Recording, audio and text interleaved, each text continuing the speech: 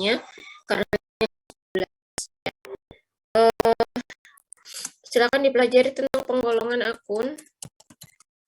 Penggolongan akun itu misalnya kas itu termasuk golongan apa, terus piutang masuk golongan apa, utang usaha masuk golongan apa, dan seterusnya.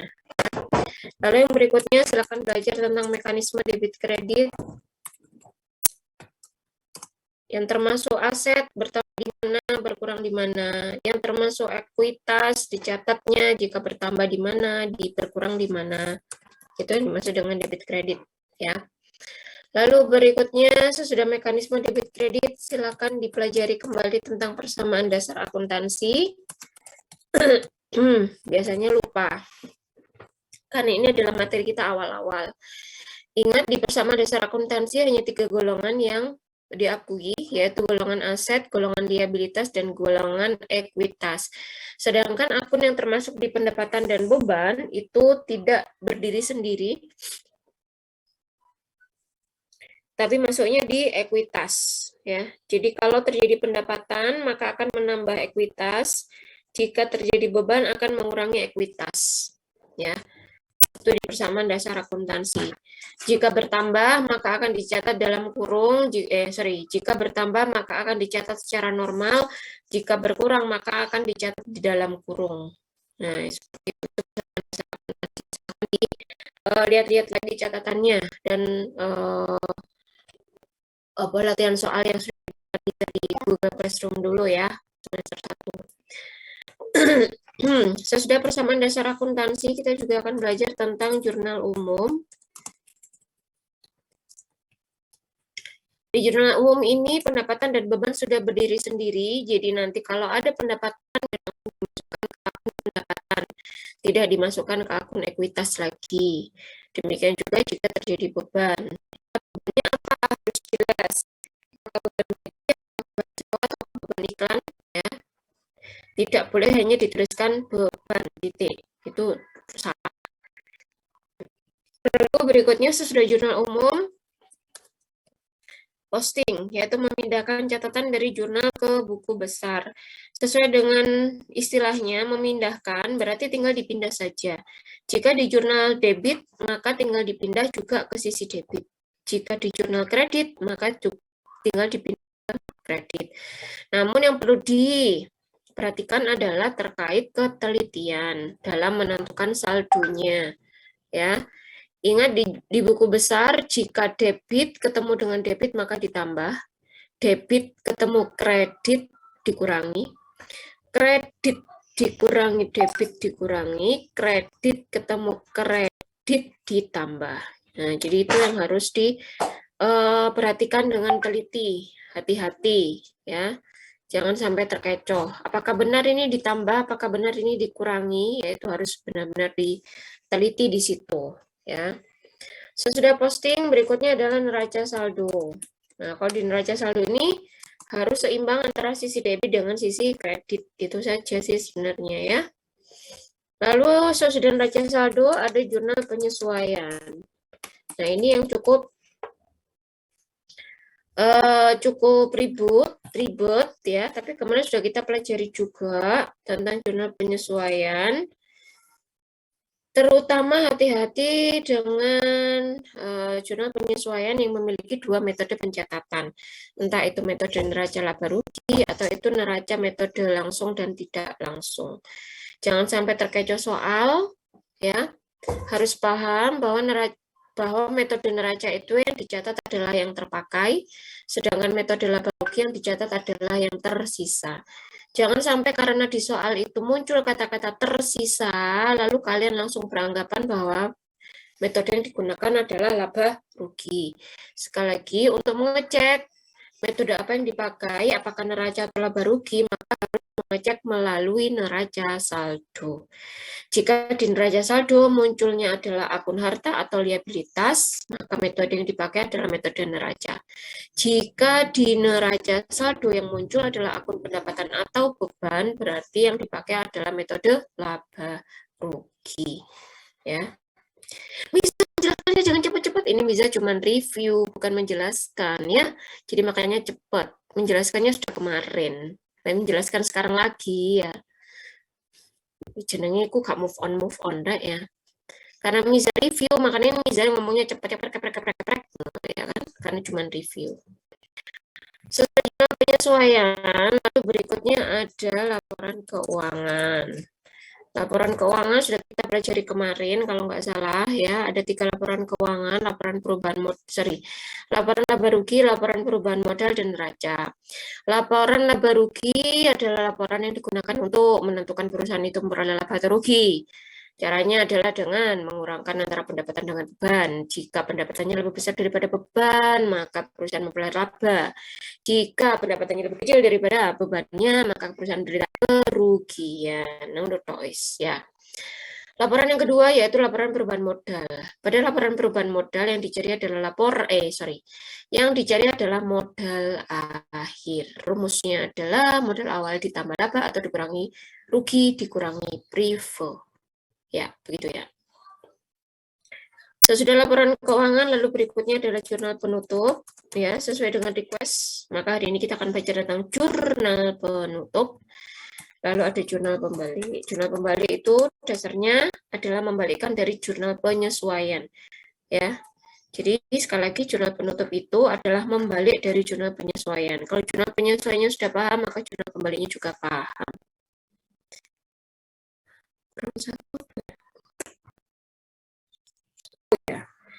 Ada satu lagi yaitu kertas kerja. Kertas kerja ini juga sebenarnya mudah sekali, ya, cuma perlu ketelitian saja. Sama seperti posting, debit ketemu debit ditambah, debit ketemu kredit dikurangi, kredit ketemu debit dikurangi, kredit ketemu kredit ditambah. Jadi itu saja terkait kertas kerja. Yang perlu diperhatikan adalah ketelitian.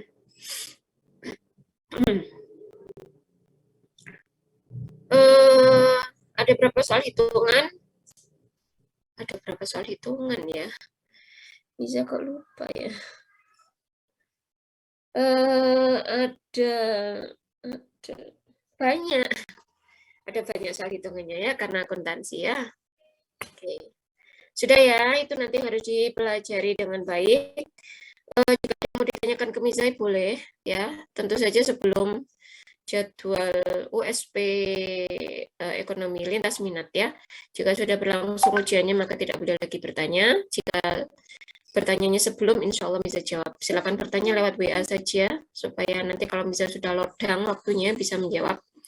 Nggak usah telepon, oke? Nah, kita masuk ke materi hari ini tentang jurnal penutup, yes? Ya. Nanti uraiannya itu semuanya ditulis di kertas atau hanya beberapa yang perlu ditulis di kertas? Semuanya. Ya.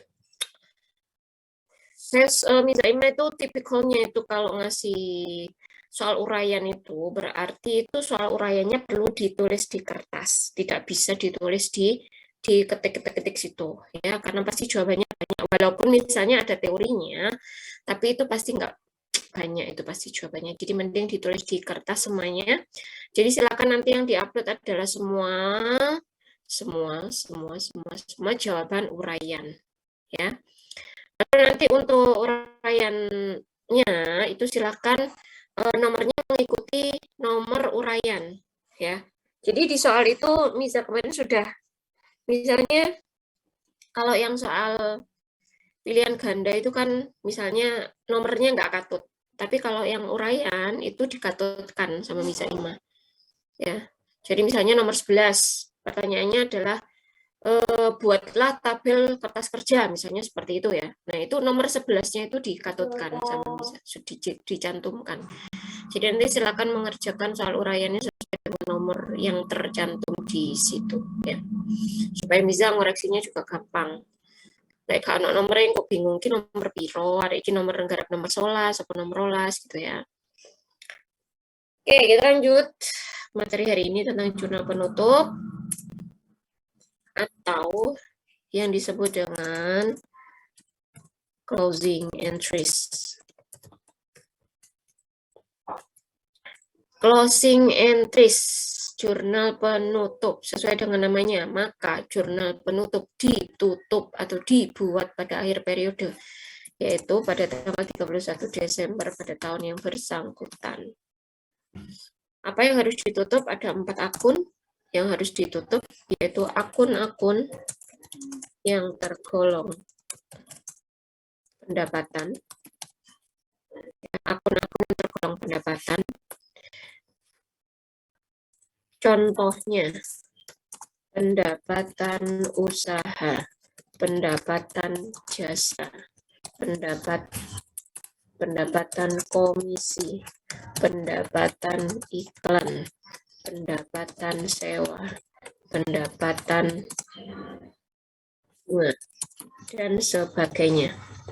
Ini adalah contoh-contoh akun yang tergolong akun pendapatan. Dan kalau kalian menemukan akun-akun ini, maka ini adalah akun yang harus ditutup. Ingat bahwa akun pendapatan itu hanya simple seperti ini ya. Pendapatan apa?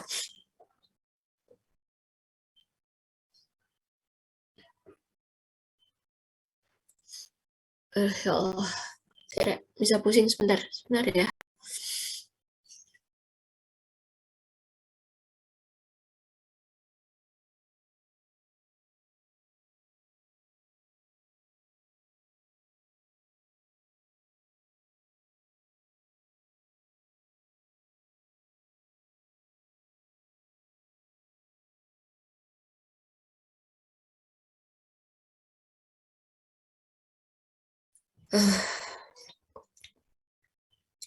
Oke, bisa lanjut.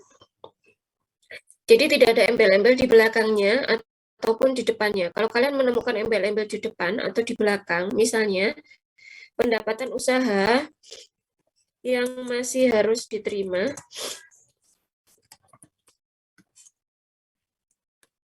nah, seperti ini kan ada embel-embel di belakang, maka ini bukan termasuk dari akun pendapatan, maka ini tidak ditutup, ya.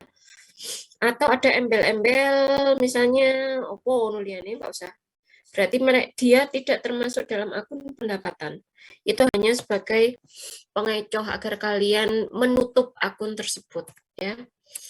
Jadi diingat saja bahwa akun pendapatan itu ya apa adanya tulisannya ya, pendapatan usaha, pendapatan dan seterusnya.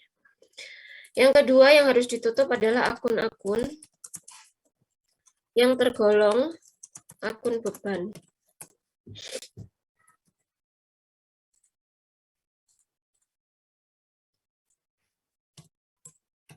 Contohnya beban sewa, beban perlengkapan,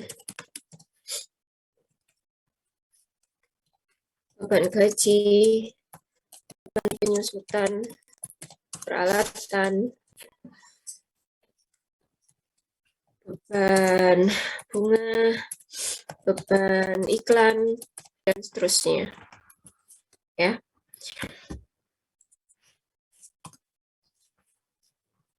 Nah, misalnya seperti ini.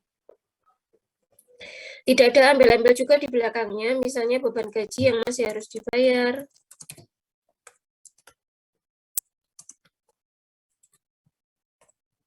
Nah, ini kalau ada embel-embel seperti ini berarti bukan termasuk beban.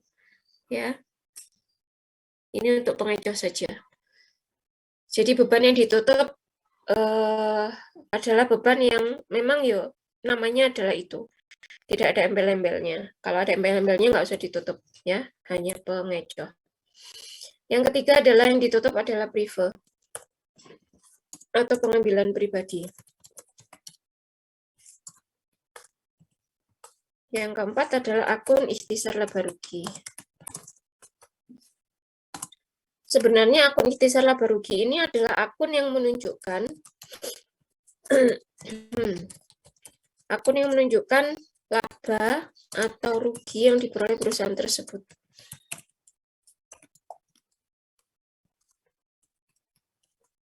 Nah, karena akun ini menunjukkan laba atau rugi, maka efeknya menutupnya itu ke akun modal. Bisa mulai awal dulu. Akun pendapatan ini ditutup ke akun ikhtisar laba rugi. Demikian juga dengan akun beban. Akun beban juga ditutup ke akun ikhtisar laba rugi. Sedangkan privo dan akun ikhtisar laba rugi menutupnya ke akun modal. Ditutup ke akun modal. Bagaimana cara menutup? Cara menutup adalah meletakkan akun tersebut di sisi kebalikan dari saldo normal. Ya, bisa taruh sini deh. Cara menutup yaitu meletakkan akun bersangkutan pada sisi kebalikan dari saldo normalnya. Contoh, pendapatan saldo normalnya di sisi kredit. Berarti ditutup di sisi debit. Ya, tinggal dibalik saja. Jadi awalnya dia letaknya di sisi kredit, lalu ditutupnya di sisi debit. Kalau yang di debit adalah pendapatan, berarti yang di sisi kredit apa? Ya ini berarti akun satunya, akun ikhtisar laba rugi. Sehingga nanti untuk penutupannya bunyinya adalah pendapatan pada ikhtisar laba rugi. Nominalnya berapa? Nominalnya sama.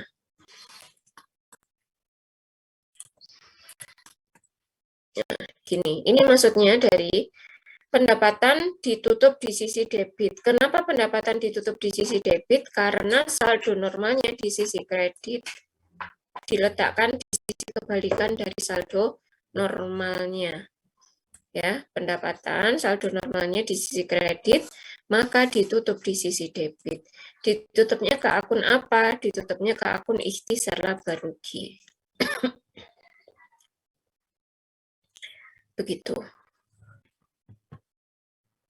Ya. Bagaimana dengan beban? Beban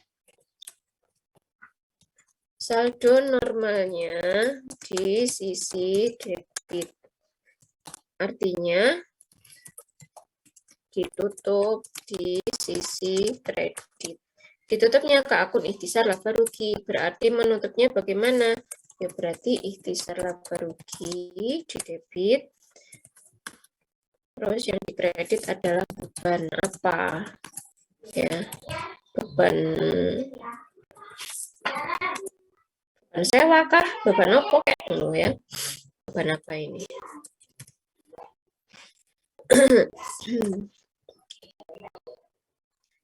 Gini. Sekarang privo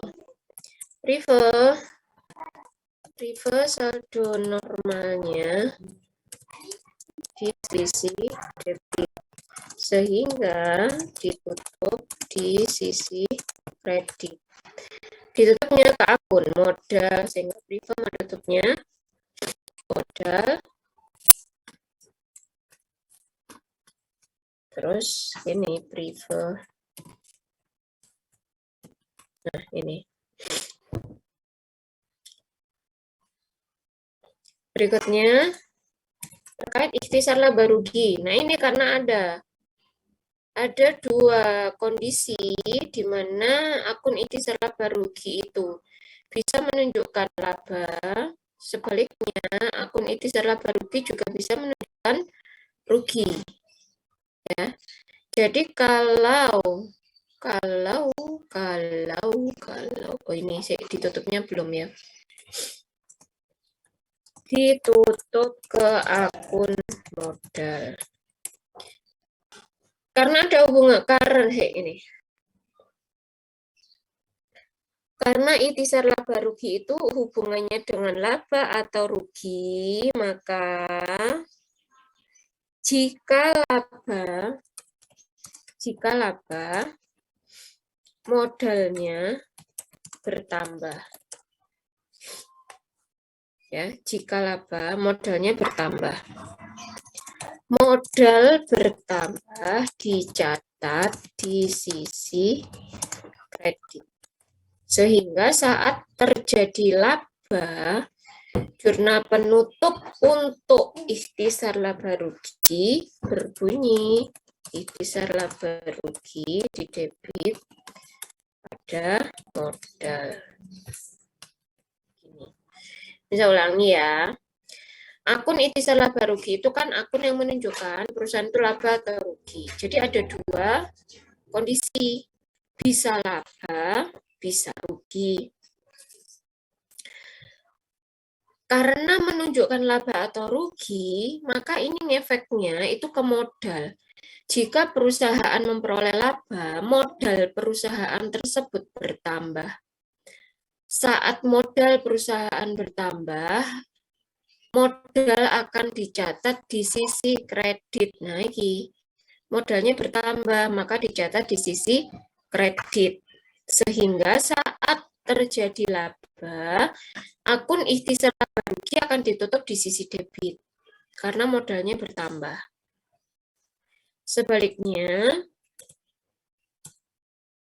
jika rugi, modalnya berkurang. Nah, karena modal berkurang, maka dicatat di sisi debit. Sehingga untuk akun ikhtisar laba rugi, jika terjadi rugi, bunyi jurnal penutupnya modal pada ikhtisar laba rugi. Begini.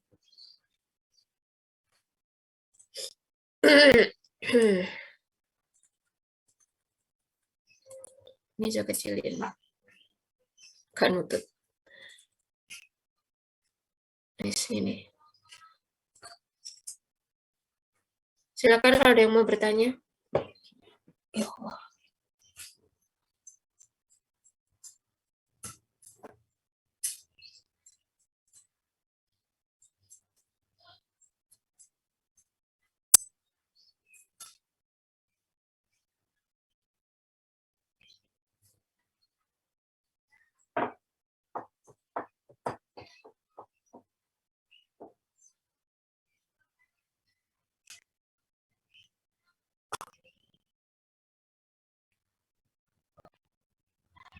BTW sama saja, Besti.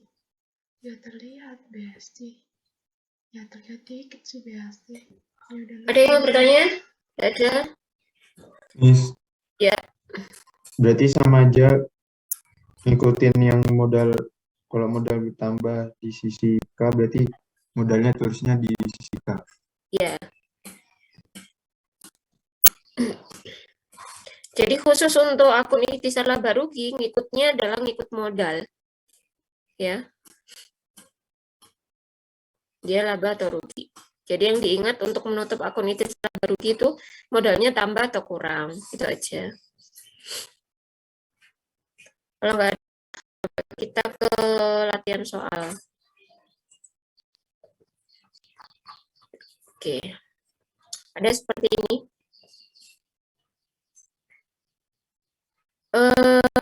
Silakan dari konsultasi mode.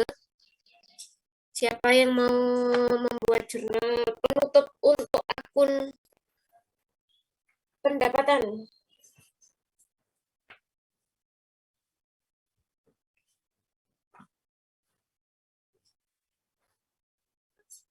Silakan.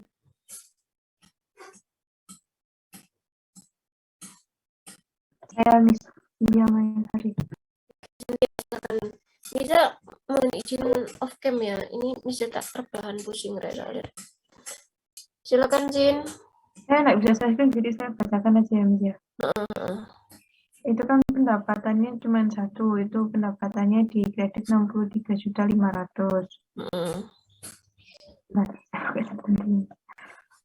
Nah, jadi ditutupnya di sisi debit. Jadi pendapatan di debit 63.500.000 pada ikhtisar laba rugi di kredit 63.500.000. Coba tulis sih. Pendapatan ikhtisar laba rugi. Ini bisa singkat aja deh. Gini kasihin maksudnya. Iya, Miss. Oke. 63.500. Nah, gini ya. Ya.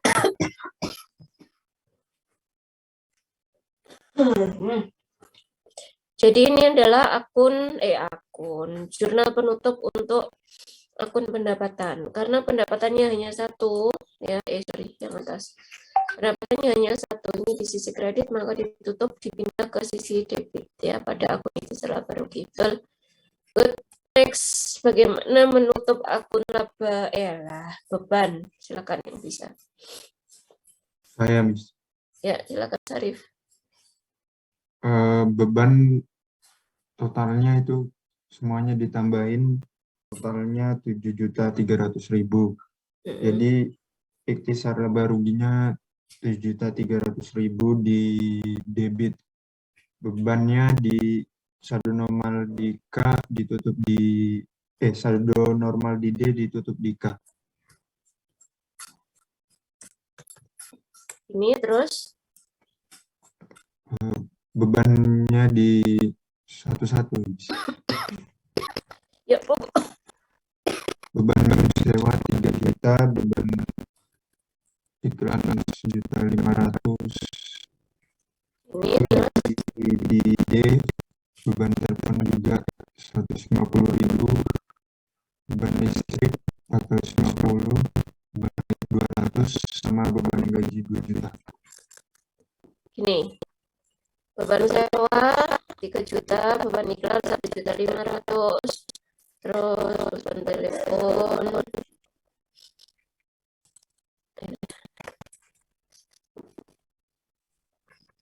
ini dan seterusnya, ya, sampai yang terakhir adalah beban gaji, ya, totalnya adalah 7.300.000. Sekarang jurnal penutup untuk privé. Siapa yang mau menjawab? Silakan. Yang belum menjawab.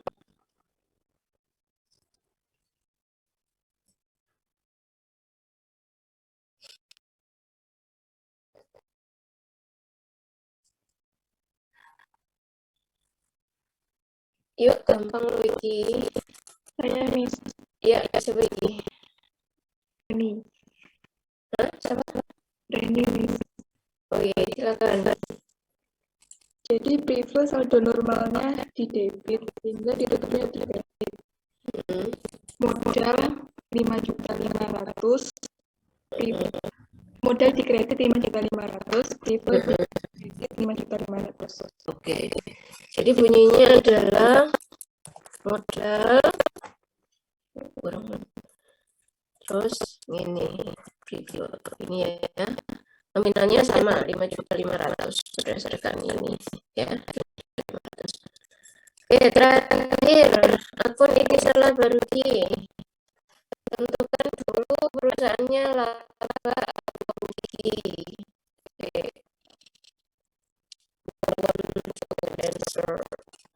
Harganya laba atau rugi, terus labanya, kalau mencapai laba berapa labanya, kalau ruginya berapa.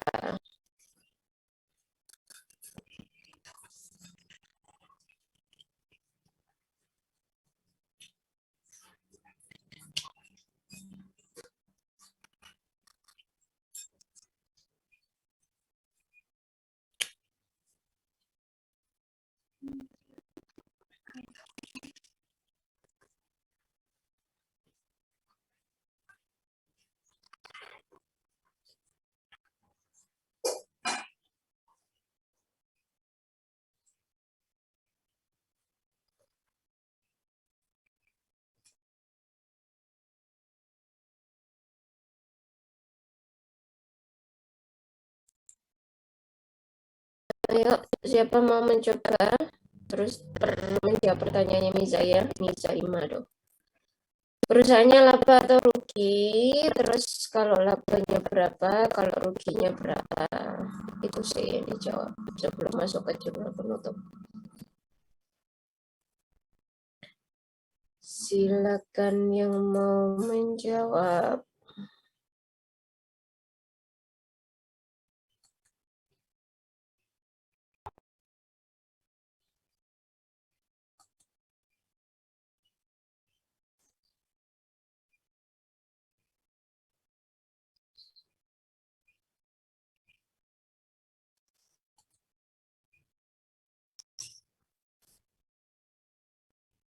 Saya mau coba, Miss. Ya, silakan. Terjadinya laba. Laba. Berapa labanya? 56.200.000. Dapat dari mana? Pendapatannya 63. Terus bebannya 7.300.000. Oke. Jadi untuk mencari laba atau rugi itu mengurangi pendapatan. Ya, pendapatannya kan ini nih. 63.500.000 dikurangi dengan bebannya tadi apa saja ini bebannya ya, tadi kan sudah ditotal sudah dijawab jawabannya 7.300.000. Nah pendapatannya aja 63 bebannya cuma 7 juta ya berarti jelas laba. Berapa labanya? 63.500 dikurangi 7.200 hasilnya 56 juta 200 benar ya.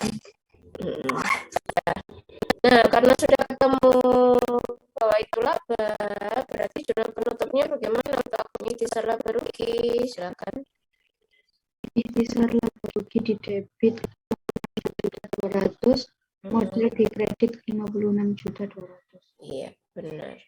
Jadi yang di debit adalah akun ikhtisar laba rugi.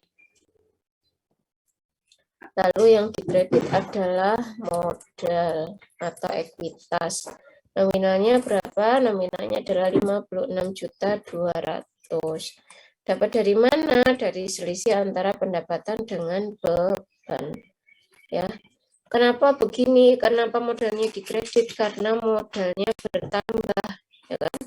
Terjadi laba, modalnya bertambah sehingga jurnal penutup untuk akun ikhtisar laba rugi berbunyi seperti ini. Begitu. Ada pertanyaan? Silakan kalau ada yang masih bingung.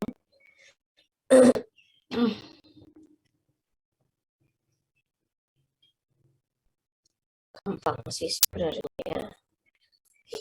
Kalau nggak ada, kita ke soal yang kedua. Yang belum jawab boleh jawab ya. Tentukan jurnal penutup untuk pendapatannya.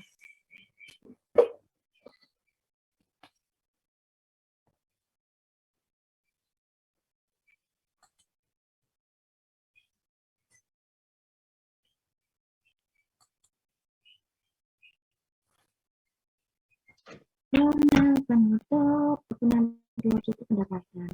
Pendapatannya ada 1 kan. Kemudian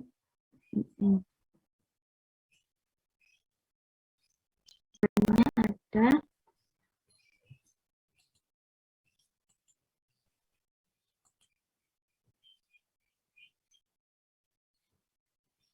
Pendapatannya saja dulu virus, nggak usah kabeh gantian. Koncone kok cek jawab. Jurnal penutup untuk pendapatan dulu virus. Bagaimana?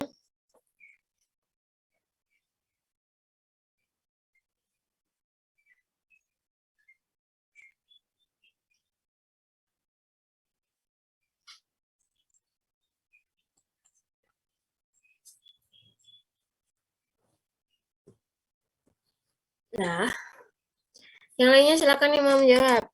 Jurnal penutup untuk pendapatan.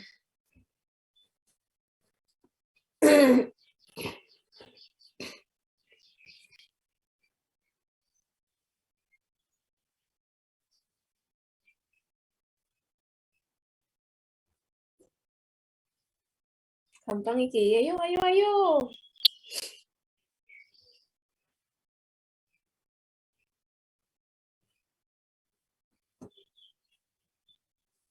Rek, entang rek. Jawab ini dong, masuk aja rek.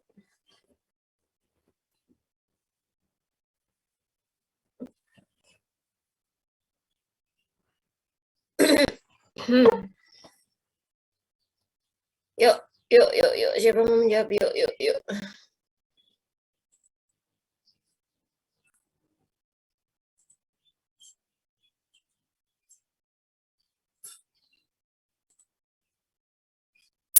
Ayo tahu sing berani gitu loh.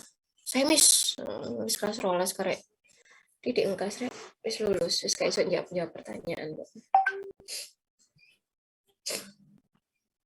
Saya mau coba nih. Yuk, silakan. Pendapatan jasanya di debit yaitu 3.250.000. Terus intisar laba ruginya di kredit 3.250.000. Bisa dikepencet nih, maaf ya. Nggak apa-apa. Lanjut, sekarang jurnal penutup untuk beban. Yuk. Saya Miss. Ya, yuk. Bebannya kalau di total 6.750.000 itu masuk ikhtisar laba rugi di debit 6.750.000, beban di kredit 6.750.000. Oke. Bebannya apakah hanya satu? Ada 3, Miss. Berarti jurnal penutupnya bunyinya bagaimana? Ikhtisar laba rugi di debit 6.750.000, terus beban pendirian di kredit 1.500.000, beban telepon di kredit 750.000, beban gaji 4.500.000 di kredit. Betul. Preview-nya ada nggak? Nggak ada. Oke, sekarang berarti tentukan dulu perusahaannya laba atau rugi, baru dibuat jurnal penutupnya.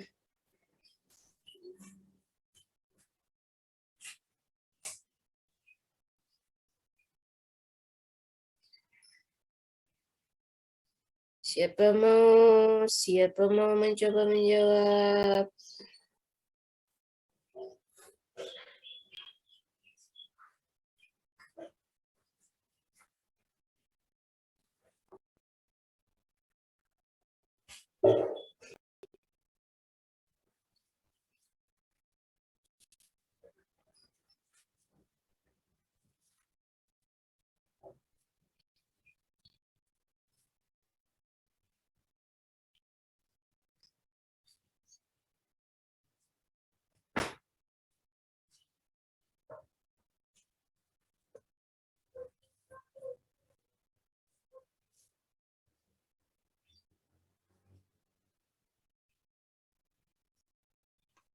Saya Miss. Ya, silakan.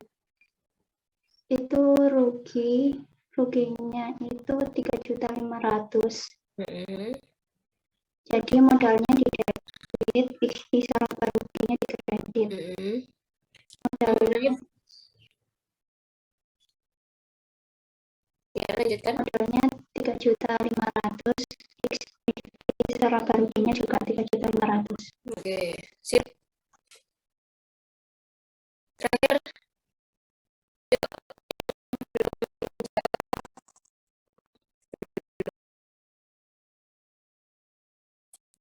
Plus 25 kan?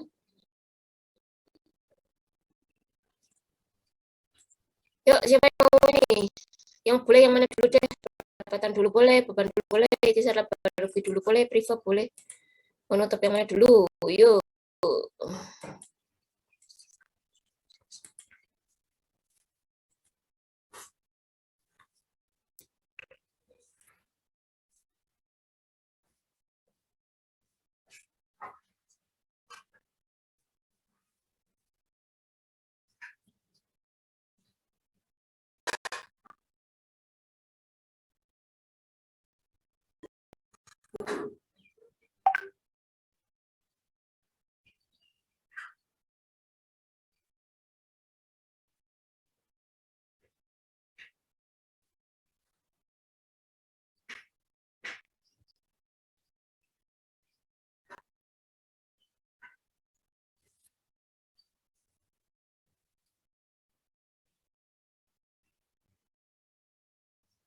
Siapa mau mencoba menjawab? Silakan.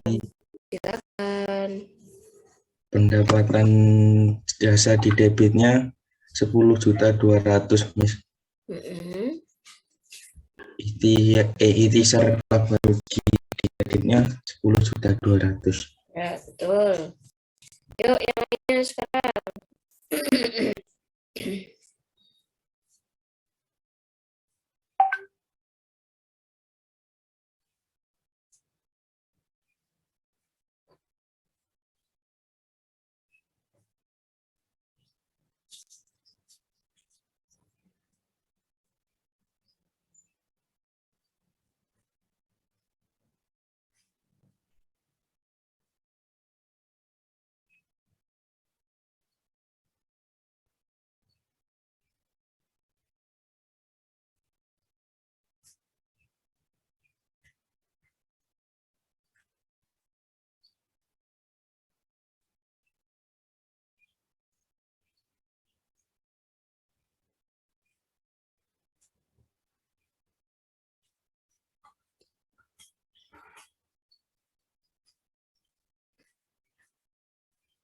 Yuk. Kurang 2 ini karena Miss. PP-nya nggak ada. Ya, yuk. Ikhtisar laba rugi di debit 8.780.000. Terus bebannya di kredit 8.780.000. Satu beban. Gimana, Miss? Satu beban saja. Satu beban langsung 8.870.000.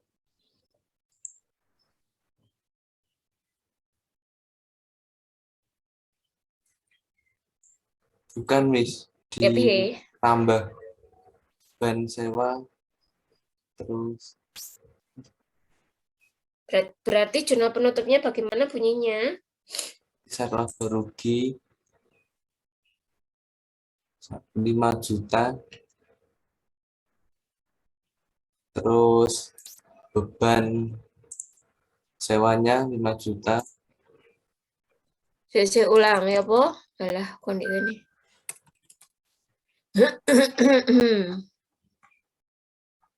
Nih.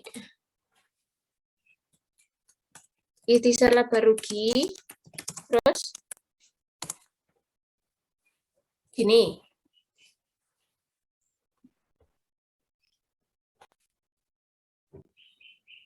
Ya, Miss.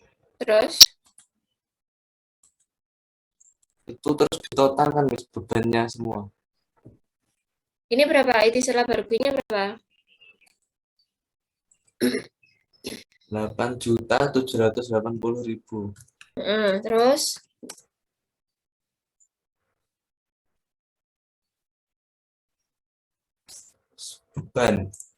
Beban debit atau kredit? di kredit Kredit, beban apa? beban sewa Beban sewa berapa? 5 juta. 5 juta. Terus Beban iklan 400.000.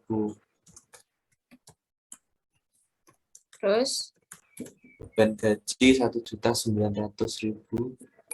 Terus Beban listrik 1 juta. Mm-mm. Beban air 180.000. Mm-mm. Beban telepon 300.000. Mm-mm.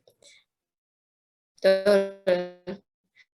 Kenapa bisa gitu? Soalnya tadi Ezra bilangnya di awal adalah ikhtisar laba rugi di debit 8.780, terus bebannya di kredit 8.780. Kalau Ezra ngomongnya seperti itu, nah berarti nanti Miza nulisnya seperti ini.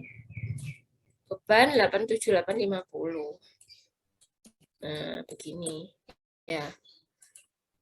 Kalau gini salah jawabannya, tapi kalau sudah diurai seperti tadi, yang dikredit adalah beban sewa 5 juta, beban iklan 400.000, beban gaji 1.900.000, beban listrik 1 juta, dan itu baru betul. Gitu ya, Zra ya. Ya, Oke, terakhir ikhtisar laba rugi.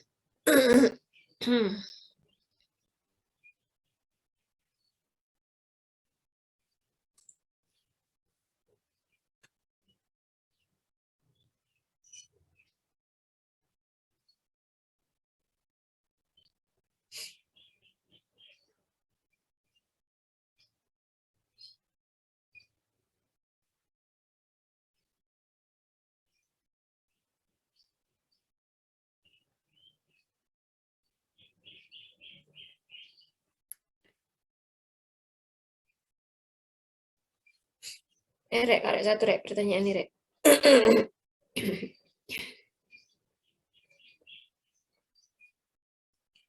Siapa mau mencoba menjawab? Silahkan. Ya, pertanyaan terakhir, silakan diobrol. Yuk, yang mau jawab, silakan.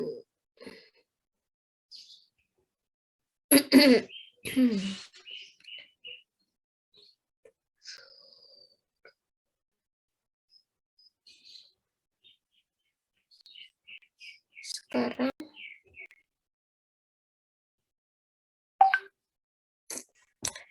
Ya, baiklah. Nanti silakan dijawab di GC aja ya kalau gitu ya. Karena waktunya sudah habis ya. Terima kasih semuanya. Jangan lupa dikerjakan tugas Google Classroom-nya nanti. Silakan di-submit sebelum deadline ya.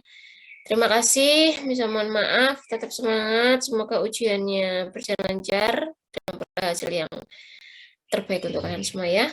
Terima kasih. Assalamualaikum warahmatullahi wabarakatuh.